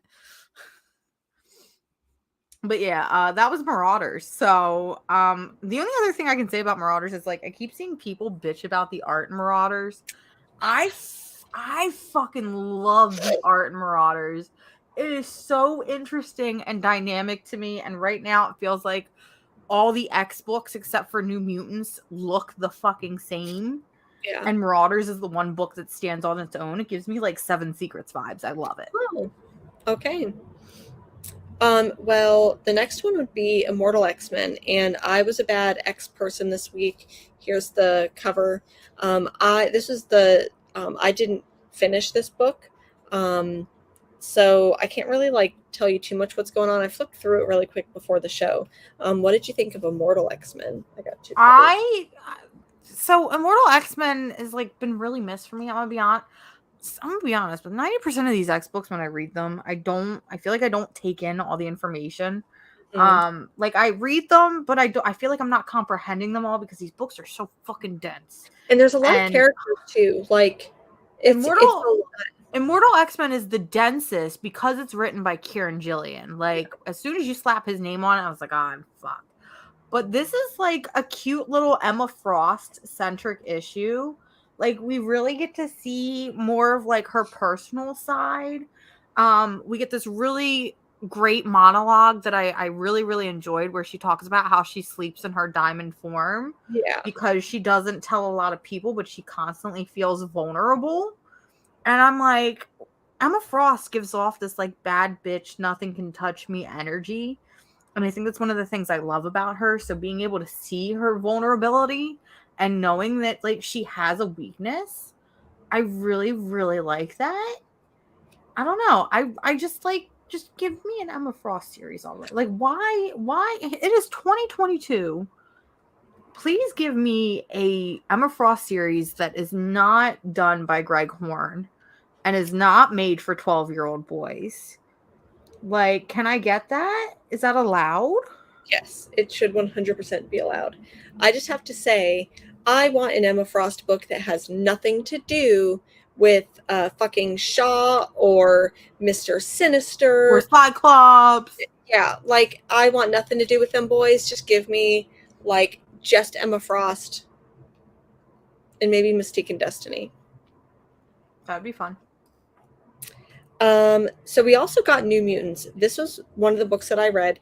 I haven't been keeping up with this one, but you've been saying that you really liked it. So I saw this Hellfire Gala cover and I'm like, okay, I have to get it. Okay, I'll go ahead and get the A cover.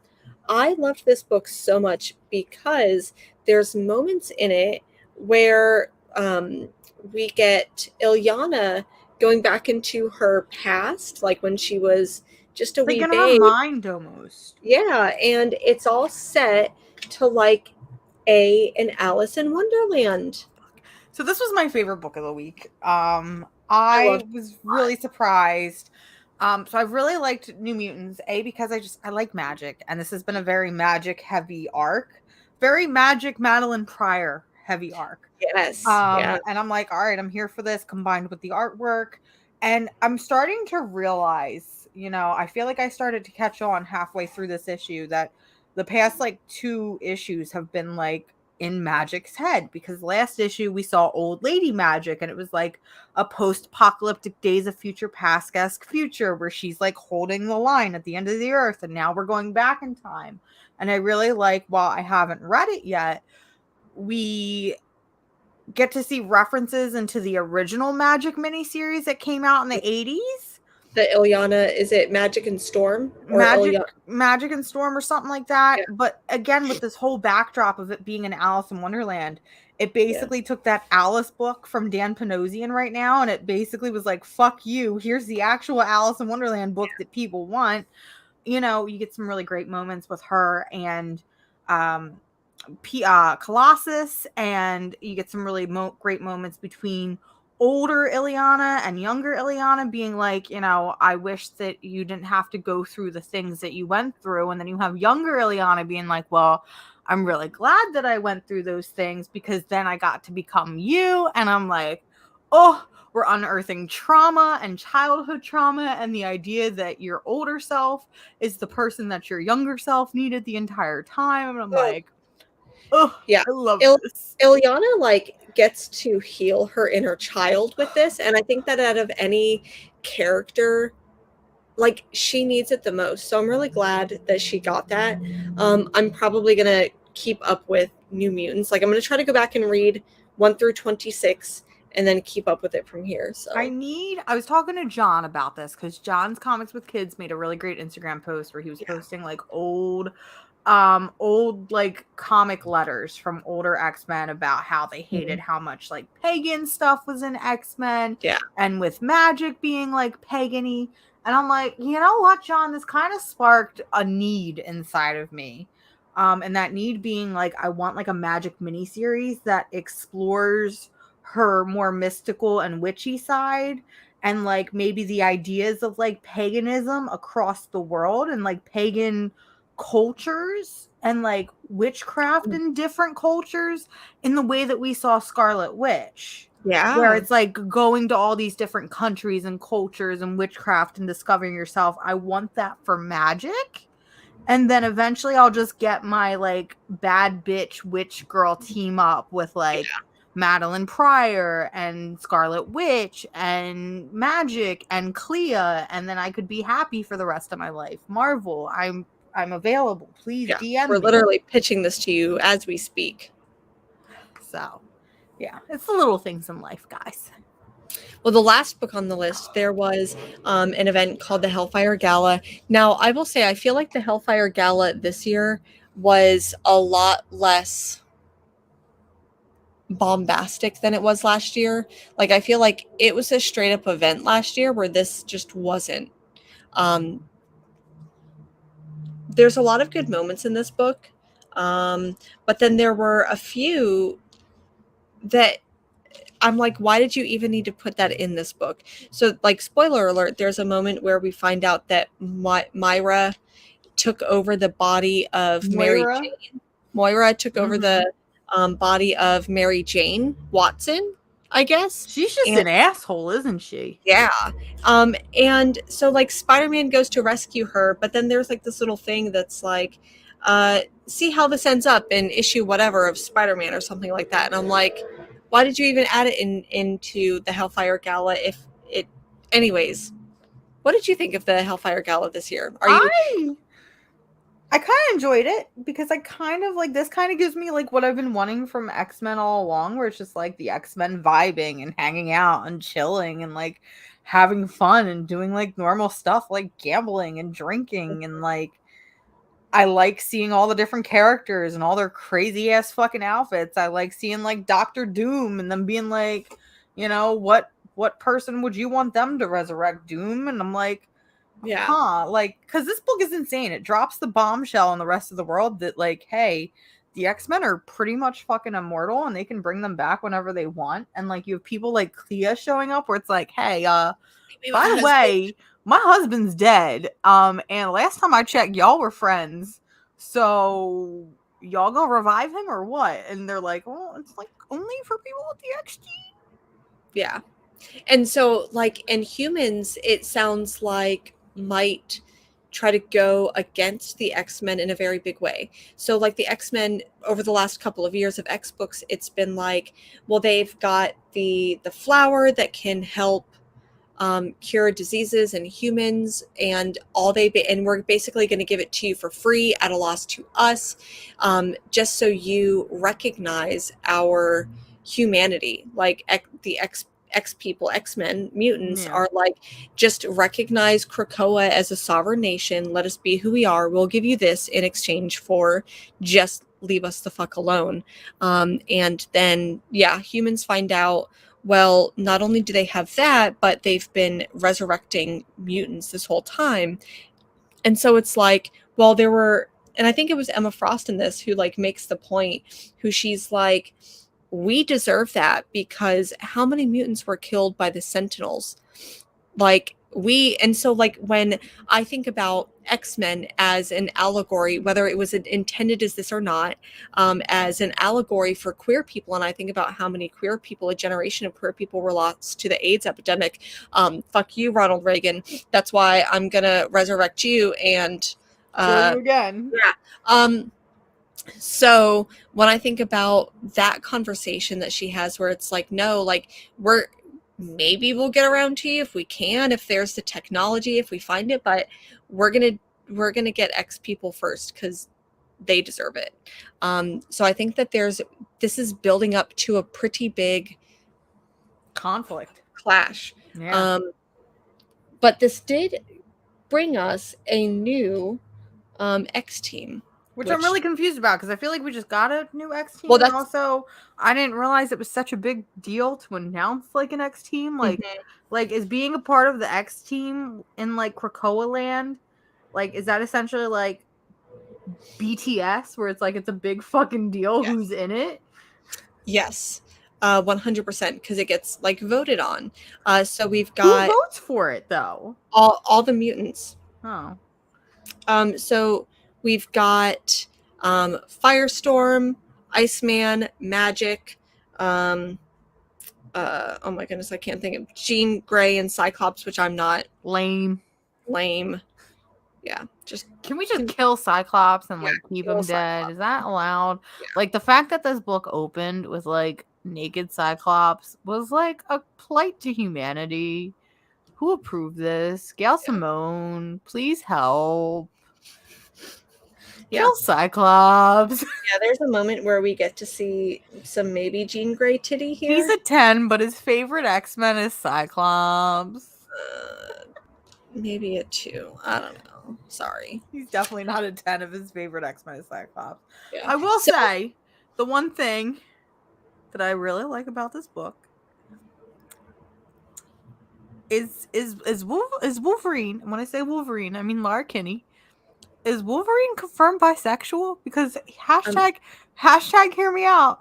There's a panel at the end where they're talking about all the X-Men that are on their team. And we get Lara Kinney doing one of these.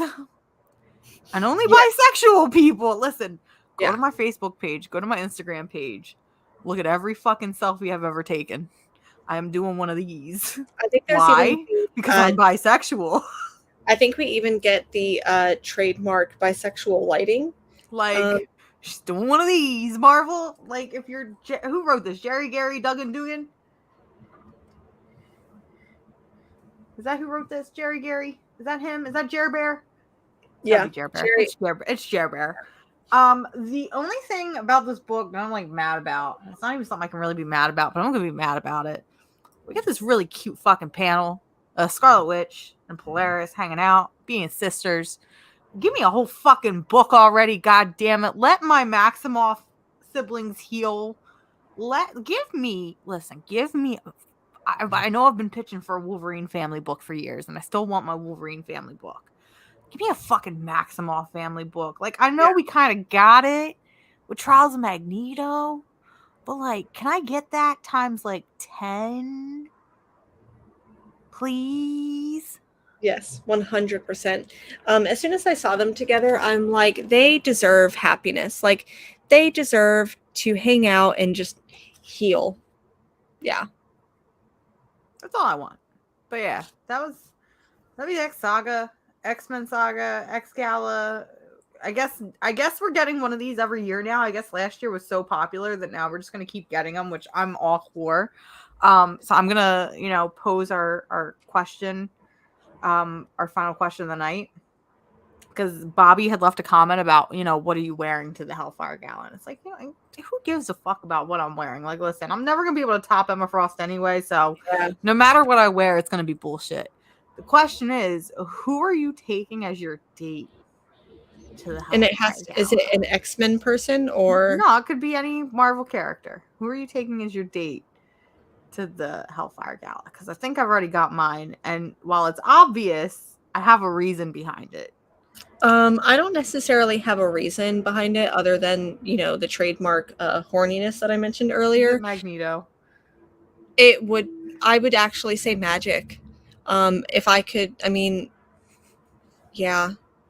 might be Magneto, but I don't know. You could have Magneto on one arm and Magic on another. You have 2 arms. I have 2 arms. You have 2 arms. Magneto on one, Magic on the other. I want to take She-Hulk. Yeah, I want to take She-Hulk because, hear me out, other than the fact that she's a bodacious babe, listen, when my feet get tired from dancing, who's going to carry me around?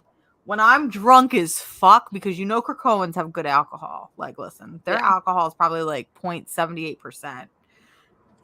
When I'm drunk as fuck off my ass, who's going to carry me home? She-Hulk. When I'm puking in my bed, who's fucking wiping my mouth and tucking me in a bed with a little nice warm bottle? Yeah, she's giving me Yeah, she's giving me the sweetest little forehead kiss and calling me a good That girl. was my And I'm like, next thing. Who's giving "Did me you?" the She's forehead like, kisses? she's like, you drank a lot. You need to drink some water. Yeah. Yeah. So that was X-Men. I'm taking She-Hulk. Carrie says she's taking Gambit. Oh no. You can have Gambit. Gambit is all yours, BB. Taking Gambit. But that was a lot of books. That was a lot of books. That's a lot of books for 1 week. Yeah. Jesus. Next week, like I said, seems like a little bit of a light week. So maybe I'll make up by reading some trades. I did You did.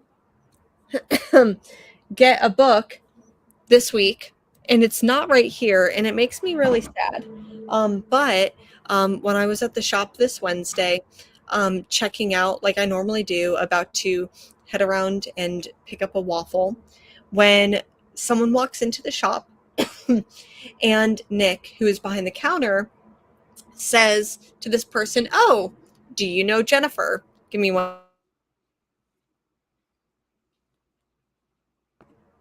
Says, "Oh, do you know each other?" And I'm like, "Hi, what's your name?"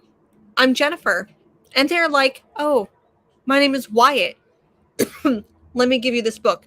It's Wyatt goddamn Kennedy, who did Bolero, my favorite book this last year. Yeah. And I couldn't compose myself. I went to go take a selfie with Wyatt. Went to do a selfie, accidentally took a screenshot of the camera app. I was wondering why you sent me a screenshot of the camera app. I love it. Oh. Later, I posted on Twitter, "Hey, I met Wyatt Kennedy," and posted a picture of Josue and I, because I also took a selfie with Josue at the comic book shop. So, friends, if you see me at Books with Pictures on Wednesday, Shame her. know that as unhinged as I am on live camera, I am even more unhinged in person. I love that. Thank you for sharing that story with us. You're very, very welcome. It was a weird, I mean, I'm just gonna blame it on the COVID brain. So anyways, what else do you have? I have, to wrap everything up, a massive library stack. Let's see that stack. I have been visiting my local library, and actually I'm missing a book, but I don't know. Oh, I'm missing a couple books. Hold on. I have big books. Actually, I have his and hers piles because I took a trip to the library with my partner.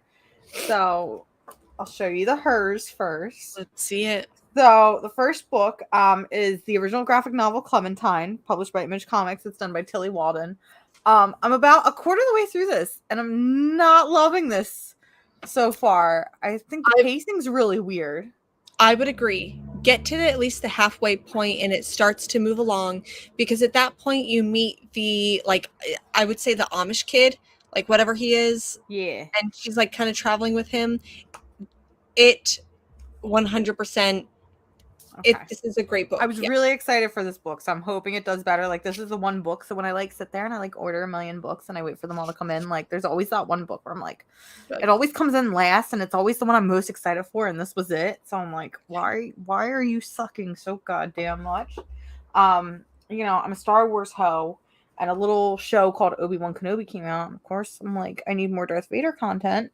So I picked up volume 1 and volume 2 of the Greg Pak series because, again, this is the best Star Wars book you will ever get in your life. Yes, I know you agree. A fun little book that I picked up. I'm really excited to read this. I'm actually really surprised that my library had it because I recently just discovered it. Is a manga called The Walking Cat, which is a zombie apocalypse book from the perspective of a cat. I need that. So this shit is so cool. Like, this is when I love manga. Like, a lot of people, like, when they think manga, and this is myself, they think Sailor Moon, Dragon Ball Z, One Piece, My Hero. It's when you get into like the weird shit like this, and I'm like, damn, manga's fucking cool. But I mean, I guess that's the same for comics, you know? Yeah. I picked up Suicide Squad Volume 1. This is like the post-Future State lineup, and I didn't get this at the time because it was at that time when they were pushing Peacemaker into everything, and I'm like, who gives a fuck about this lame asshole? That's not the one written by Tim Seeley, or is it? No, this is written by Robbie Thompson. Okay. And it's actually gotten a lot of really good reviews, so I'm excited to read that. I picked up Seven Secrets Volume 1, which I reread this, and god damn, this book is so fucking good. It makes me so sad that oh my god, I just love Seven Secrets.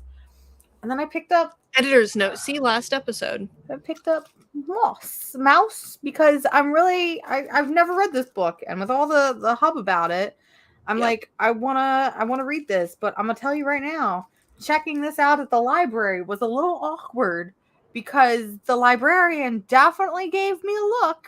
Yeah. And I had to be like, hear me out. It's a book about the Holocaust from a Holocaust survivor, but they're mice. And she was like, okay. I'm surprised she wouldn't already know, because to me, like, that book has been around for decades at this point. It's considered a classic. I'm really surprised that she would know about that one. And then real quick, because like I said, my partner got a bunch of books. He's not here right now, but I'm going to show off his books because he got a lot of cool books, and a lot of these books I'm going to fucking steal. So he picked up Mooncakes, which is a cute little, what's what I'm looking for, queer graphic novel. It's very cute, very fun. He's a huge Harley Quinn fan, so he picked up Harley Quinn Breaking Glass, and I've actually been wanting to read this because I love all of these original graphic novels, and even though I'm not a big fan of Harley, I don't know, I've got feelings about that. He also picked up Harley Quinn Black, White, and Red. I might also read this because, again, I really like the anthologies, and I like the art in this. There's a lot of really cool and dynamic art, and I'm here for that. Another book that I'm gonna steal is Heavy Vinyl. I've never fucking read Heavy Vinyl, and it was recently featured on the Nerdburger Kaz's queer comic list, and I was like, this one's been on my radar for a while. I kind of was like, hey, get this cool little book. So he did. It was great. And then book was originally called Hi-Fi Fight Club, but then they had to change the name like mid as the series was coming out, and then it ended up being called Heavy Vinyl. Yep, it was originally called Hi-Fi Fight Club. What? Mm-hmm. The more you know. And then a book that he picked up at my request, and I'm probably going to reread it, even though I just reread it. Cosmo Night, which is the gayest. Listen, y'all want a gay book. I know it's not Pride Month anymore, but it's Pride Month every month. Y'all want a gay fucking book about lesbians in space. Lesbians in space. That is the genre. Lesbians in space. That's the one. Nights. The only thing that makes me sad about Cosmo Nights, so I follow Hannah Templar on Twitter, and Hannah Templar is the writer and illustrator of this book. And Cosmo Nights is actually a free comic that you can read on her website. You can read the whole comic online for free, and she has been steadily working on volume 2. And I'm like, can you please work a little faster so I can buy it? Came out in 2019, like the collected 2019 or 2020, I believe. So the collected edition of Cosmo Nights came out in. Why is it taking me so long? I can't find it. 2019. Came out in 2019. So I'm like, please hurry up with book 2, even though I know very well that I could just like sit on her website for like a couple minutes or an hour or however many she's got going and read it from there. But I'm like, I just want to buy the book, dude. I want to support you with money. So if you want something gay, Cosmo Nights is it. The artwork's incredible. The story is great. It's a really good book. It's so great. It's perfect. But that is our show. That has been 2 hours. It is now 9:07, which means that Comigories is now live over on John's Comics with Kids. So anybody who is still hanging out, I see a lot of you have left, and I know that y'all are watching Comigories right now. That's okay. I still love you. I'm about to go watch Comigories. I'm about to go watch Comigories and have a good time. thank you so much for hanging out with us. We love you. Stay safe. Read your books. And we will see you next week. Bye. Bye.